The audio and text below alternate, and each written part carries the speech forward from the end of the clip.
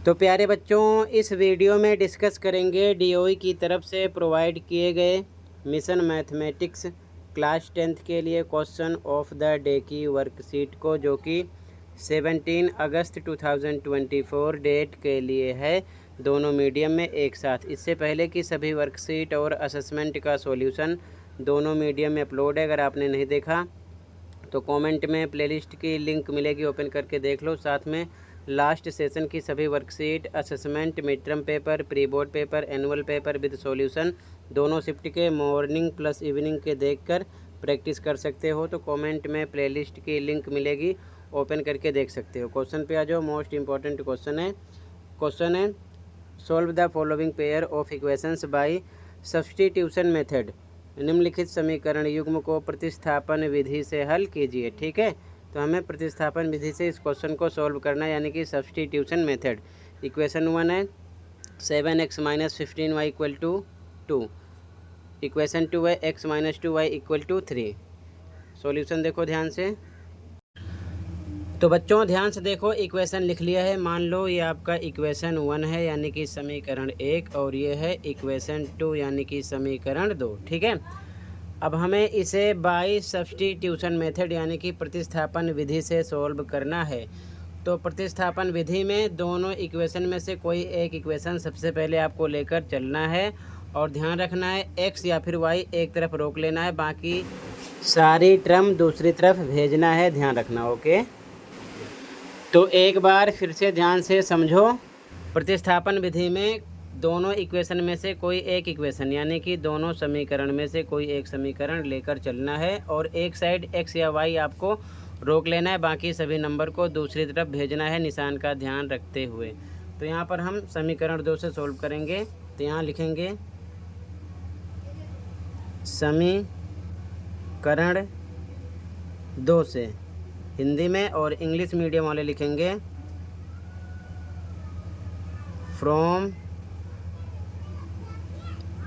From equation 2। ठीक है, अब इक्वेशन 2 लिख लेते हैं। क्या है? x - 2y = 3। ठीक है, x को रोकेंगे तो 3 की तरफ -2y आएगा, निशान बदल जाएगा, +2y हो जाएगा। ठीक है, अब हमें x पर 3 + 2y रखना है इक्वेशन 1 में। जिस इक्वेशन को यहाँ पर हम लेकर सॉल्व करेंगे उसमें x या y जो भी आप यहाँ पर एक तरफ रोकोगे उसकी वैल्यू अगले इक्वेशन में रखना है, सेम में नहीं रखना, ध्यान रखना। तो 2 को सॉल्व किया तो 1 में रखेंगे, अगर हम 1 को लेकर चलते तो 2 में रखते, ये चीज़ ध्यान में रखना। ठीक है, तो 1 में रखेंगे। इक्वेशन 1 क्या है? तो यहाँ पर आगे सबसे पहले हिंदी मीडियम में लिखोगे x का मान समीकरण 1 में रखने पर। इंग्लिश मीडियम वाले लिखेंगे putting value of x in equation 1। ठीक है, अब इक्वेशन 1 लिखते हैं 7x - 15y = 2। ठीक है, जहाँ जहाँ पर x है आपको रखना है 3 + 2y, ध्यान रखना है x की वैल्यू, क्योंकि x इसके इक्वल है। ठीक है, तो 7 पर 7 लिखा, x पर हम रखेंगे 3 + 2y। ठीक है, बाकी फिर से -15y लिख दिया = 2, सेम लिख दिया।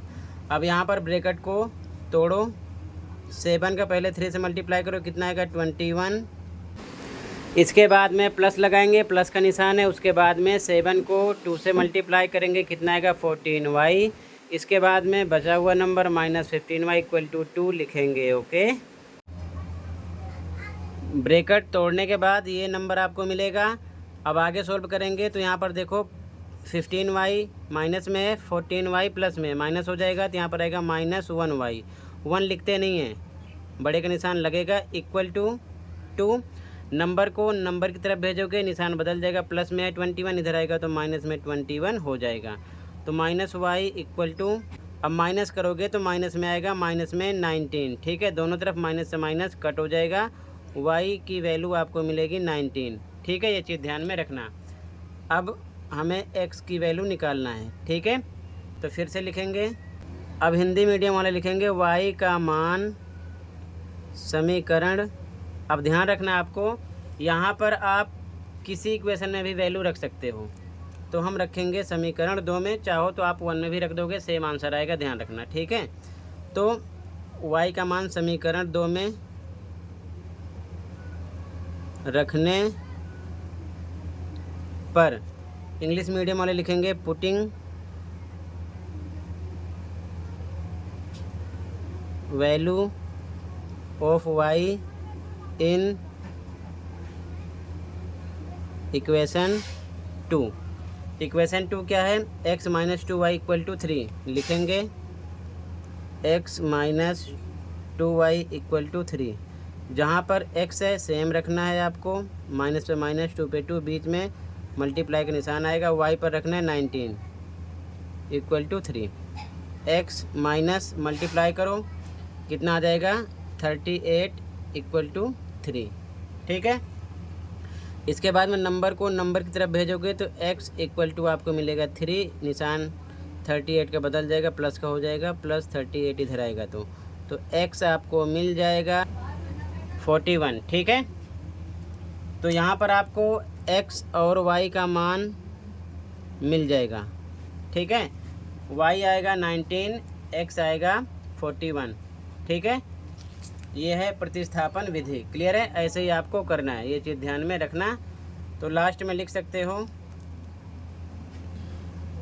x इक्वल टू आ गया 41, y आ गया आपका 19।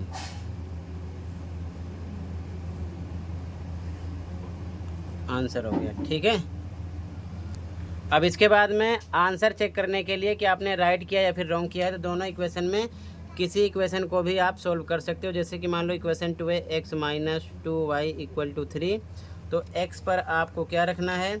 x पर रखना है कितना? 41, और y पर रखना है 19। तो x पर 41 माइनस 2 इंटू 19 y पर रखेंगे इक्वल टू 3। 41 माइनस मल्टीप्लाई करो 38 इक्वल टू 3। 41 में से 38 माइनस करोगे कितना आएगा? 3 इक्वल टू 3। अगर दोनों तरफ left hand side right hand side के इक्वल आ रहा है तो इसका मतलब आपका आंसर राइट है। ठीक है, वो अगर नहीं आ रहा है तो समझ लेना रॉन्ग है। इसी प्रकार इक्वेशन 2 भी सॉल्व कर सकते हो, उस पर भी आप चेक कर सकते हो। मान लो कितना है? 7x minus 15y equal to 2।